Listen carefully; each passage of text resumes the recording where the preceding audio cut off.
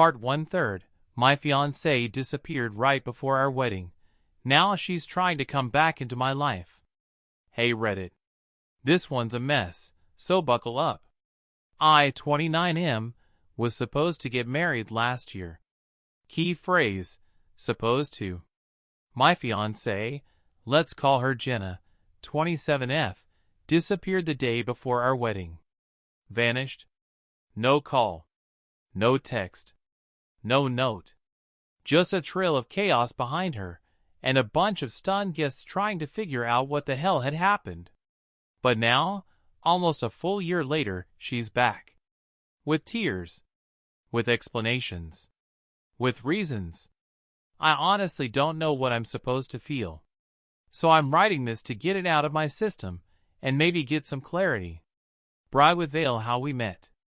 Jenna and I met through mutual friends during a beach weekend 3 years ago. She had this wild, magnetic energy, the kind that makes you believe in all those rom-com cliches. Loud laugh. Ridiculous dance moves. The kind of person who draws attention in a room without trying. I was quieter. Steady. The planner. The guy who brings the snacks. On trips. But something clicked. Opposites, right? We started dating, and it felt like lightning in a bottle. We traveled. Cooked together. Built little rituals. Thursday night trivia. Sunday pancakes. Texts full of inside jokes. There were fights, sure. Jenna could be impulsive and avoidant. But I chalked it up to growing pains. People don't come perfect. After 2 years, I proposed. Simple. Just the two of us. She cried, said yes, and posted it all over Instagram with the caption, I said yes to my best friend, ring red heart. Things got real after that. Clipboard wedding planning, or the war of florals. You know those stories about wedding planning bringing couples together? Ours wasn't that. Don't get me wrong, there were moments. Cake tastings, venue tours, trying on outfits and laughing at ourselves. But underneath it, Jenna became more distant. She'd ghost on appointments, leave decisions to me, and flinch anytime we talked about vows. At first, I thought it was cold feet. I was stressed too. Family drama, budgets, logistics, the whole deal. But 3 weeks before the wedding, she started staying over at her sister's more often. She said it was to clear her head. I didn't push. I thought giving her space was the right thing. I had no idea what was coming. Collision the day before. We had a rehearsal dinner scheduled. Nothing too big, just close friends and family. I showed up. Jenna didn't. Calls, straight to voicemail. Texts, delivered, no response. Her sister showed up late, pulled me aside, and told me Jenna needed space. I laughed, thinking it was some kind of prank. A bad one. Then I saw her parents' faces, pale, tense, embarrassed. She was gone. Not like ran an errand. Gone. More like left town gone. Apparently, she'd packed a bag that morning and told no one where she was going. Just said she couldn't do it. I didn't sleep that night. Or the next. I kept checking my phone, thinking she'd text. Call. Anything. She didn't. Circus tent the aftermath. Guests were already arriving in town. Family flew in from across the country. Vendors were paid, deposits long gone. I had to stand in front of a room full of confused people and explain that there would be no wedding. Some thought it was a joke. Some cried. My mom looked at me like her heart broke for me. My dad tried to be tough, but wouldn't stop pacing. Jenna's parents apologized. They didn't know anything either. Her mom was a wreck. The weirdest part? People tried to comfort me like she died. But she wasn't dead. Just gone.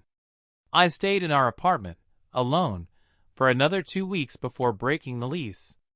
Packed everything myself. Returned gifts. Canceled everything I could. Friends stopped knowing what to say. I stopped answering most calls. Then, like she'd never existed, Jenna vanished from social media, deleted her Instagram, disabled her Facebook, changed her number. It was like she'd ghosted real life. Hourglass not on the slow climb. I won't lie, I spiraled. Not immediately. I think shock carried me for a while. But 3 months in, I was a shell. I went through the whole heartbreak cliché, binge watching comfort shows, eating garbage, sleeping too much, or not at all. Therapy helped. A little. The thing I couldn't get over wasn't just that she left. It's that she didn't say why. No message. No closure. Just a hole. I didn't date. Barely talked about her. Some days, I felt nothing. Other days, I'd see a photo of someone's wedding on Instagram and feel like I was drowning. People told me to move on. I tried. It wasn't that easy. Envelope with arrow the message. Fast forward to 10 months later. I'm sitting in a coffee shop, writing emails, when I get a message request on Instagram. A new account. No profile picture. Username looks like spam. It's her. Hey. I know I'm the last person you want to hear from, but I need to talk. Please. Just once. My heart stopped. She sent another. I owe you the truth. I've been trying to work up the courage. If you don't want to hear it, I understand. But I'm not doing this to hurt you. I stared at my screen for 15 minutes. Then I closed it. Didn't reply. Just sat there. That night, I didn't sleep again. Telephone receiver the call. 2 days later, I cracked. I messaged her back. Say what you need to say. She asked to call. I said no. Then I changed my mind. The voice on the other end was familiar and completely foreign. She sounded broken. She said she'd been in therapy. That she had a complete shutdown, panic attacks, depressive spirals, and something about identity crisis. I was scared, she said. Not of you. Of myself. I thought I wanted the life we built, but I didn't know who I was anymore. She said she didn't run from me, but from the pressure, the expectations, the future she felt trapped in. I loved you, she said. I still do. I didn't say anything for a while. Then I asked, why now?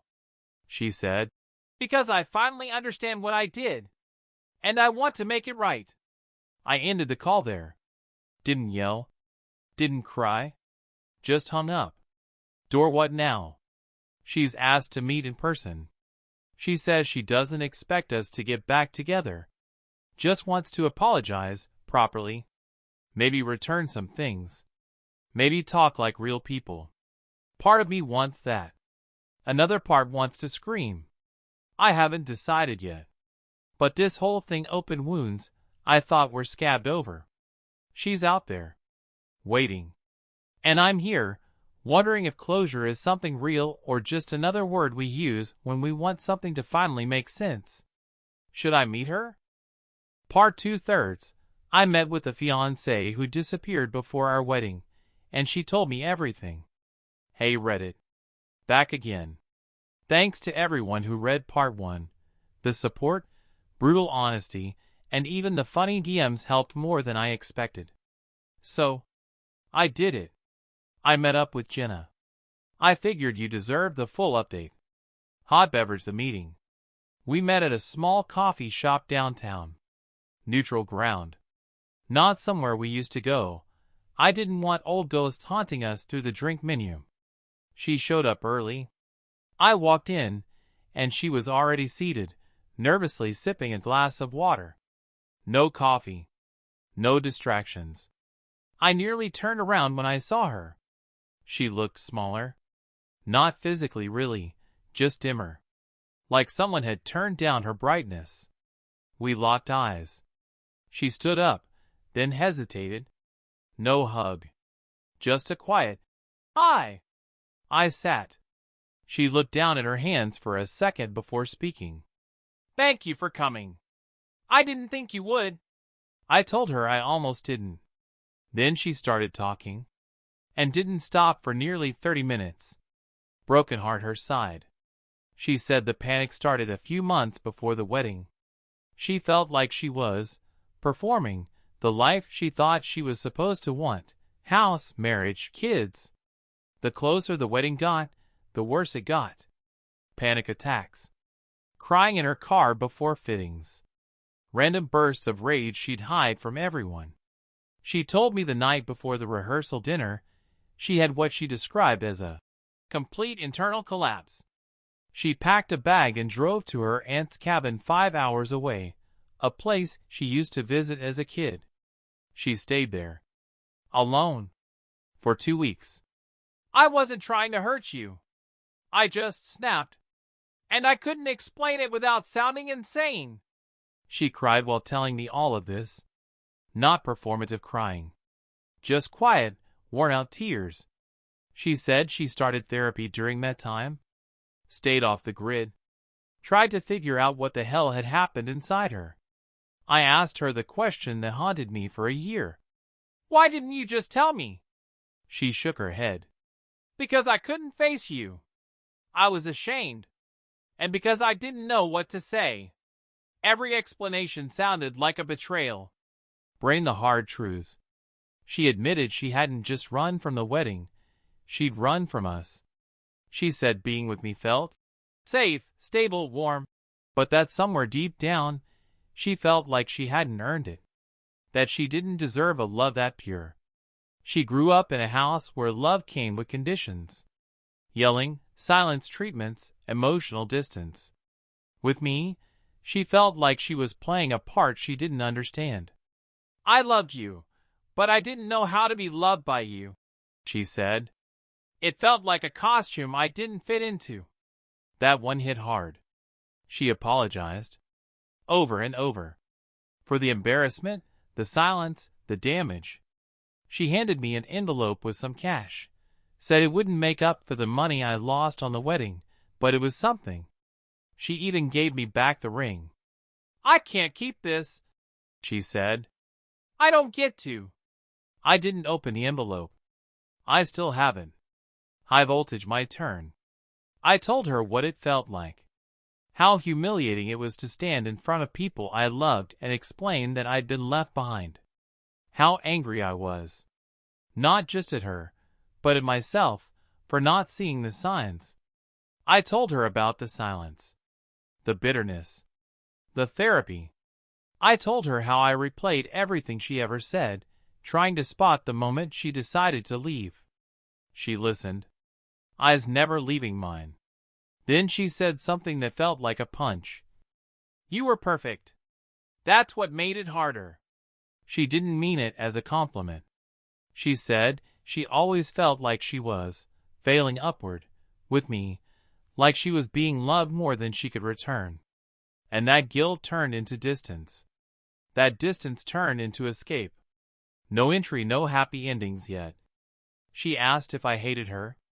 I said no. She asked if I'd ever forgive her. I said maybe. She asked if there was any part of me that still loved her. I didn't answer. Because the truth is, part of me does. Or did. Or wants to. But another part remembers standing alone in that venue, watching caterers pack up uneaten food. Ice cube aftermath. We said goodbye outside the cafe. She didn't ask to get back together. Didn't beg. Didn't try to twist the story. She said she was moving to another city. New job. New start. Different life. She asked if I'd be okay with her emailing once in a while. Not to reopen anything, just to share how she's doing. I said I'd think about it. Then I walked away. I didn't look back. Package processing the wreckage. It's been a few days since that meeting. I've had time to think. Here's what I know. I'm still hurt. I don't fully trust her. But I do believe she meant what she said. People keep telling me I should be furious. That I should block her, burn the letter, toss the ring, and forget her name. But I'm not wired like that. Closure isn't about revenge for me. It's about honesty. Truth. Even when it sucks. She gave me that. Too late? Maybe. But still. Where I am now. I'm dating someone new. Slowly. Carefully. She knows the story. Doesn't push. Just listens. I've started writing again. Nothing serious. Just journaling and dumb poetry. I go running more often. It helps. I don't dream about Jenna anymore. Well, maybe once in a while. But it's different now. She's not some haunting. What if? She's just a person, broken, flawed, human. Like the rest of us. Should I let her email me? That's the question I keep circling back to. She said no expectations. Just check-ins. Like an olive branch from the ruins. Part of me thinks that's fair. Another part thinks it's asking too much. I'm not sure what I'll do yet. But I know this. I'm healing. And that's more than I thought I'd be able to say a year ago. Part 3/3. My fiancée ran away the day before our wedding. Now she wants me back. Cyclone the slow return to normal. It's been a few months since I met with Jenna. Life didn't explode, and it didn't return to what it was. It just kept going. Quietly. Like a stream that finds new ways around fallen branches. I didn't reply to her first email. It was short, polite, no strings attached.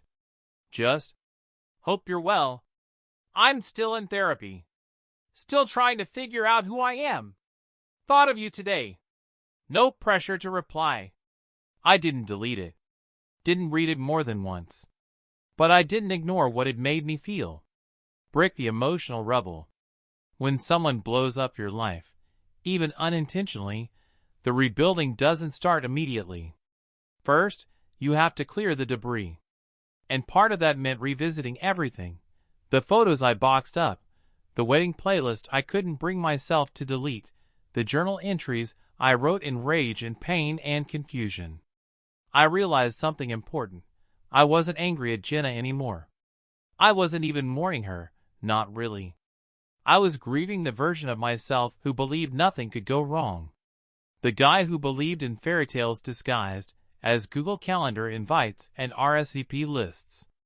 Puzzle piece the other woman. Yes, I was dating someone new. I am dating her. Emma.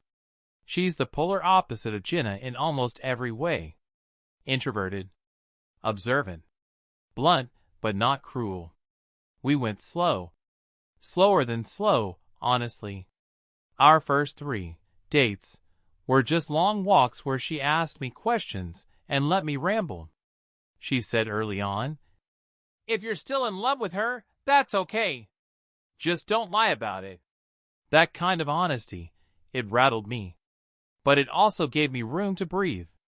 Because the truth was, I wasn't in love with Jenna anymore. I was still impacted by her. But I didn't want her back. Envelope with arrow Jenna, again. 3 weeks ago, Jenna emailed again. This time longer. She told me about her new job. How therapy had peeled her open like an onion, tears and all. She joined a local improv group to confront her fear of imperfection. She even went on a few dates, nothing serious, she clarified. I didn't need that info, but I appreciated the candor. At the end, she wrote, "I think I'll always love you in some way. Not because we didn't get married, but because you were the first person who truly saw me and stayed." That line gutted me. Not because I wanted her back, but because I did stay. Until she didn't. Graduation capped lessons learned the hard way. Here's the thing no one tells you about being left. It doesn't just shake your faith in the person. It shakes your faith in your judgment. I second-guessed everything for months. Did I ignore signs? Was I too blind? Did I deserve it? Eventually, I learned something therapy tried to tell me from the start. Some people leave not because you did something wrong, but because they're running from themselves. And if you happen to be in their path, when they implode, you get caught in the blast. That's not love. That's collateral damage. Speech balloon the final message. I did respond to her last email. Here's what I wrote. Jenna, I'm glad you're doing better. I've thought a lot about what you said. About love, about fear, about leaving. And I don't hold hate. I really don't. But I need to move on. Fully. And part of that means letting this chapter stay closed. So I'm not going to continue this exchange. I hope you find what you're looking for. Be well. I haven't heard from her since. I think that was the right ending. What comes after closure? Emma and I aren't rushing anything. We're not talking marriage. Not yet. Maybe not ever. But we're building something based on truth, not projections. I told her about the final message I sent Jenna. She just nodded and said, That's a grow-up kind of goodbye. And yeah, I think she was right. Sunrise, the wedding that didn't happen. People ask if I ever think about the wedding day. I do. But not like before. Not with shame or grief or bitterness. Now, I think of it like this. That day was supposed to be the start of forever. Instead, it became the start of me learning how to stand on my own. And maybe that's not a tragic ending. Maybe it's just a different kind of beginning. Red Heart final thoughts. If you've ever been left by a partner, by a dream, by a life you planned, here's what I'll say. You'll survive it. You won't feel like you will. But you will. And if you can sit with the pain instead of sprinting from it, you'll come out with something better than closure. Clarity. Thank you, Reddit, for listening. For witnessing. For holding space. Op.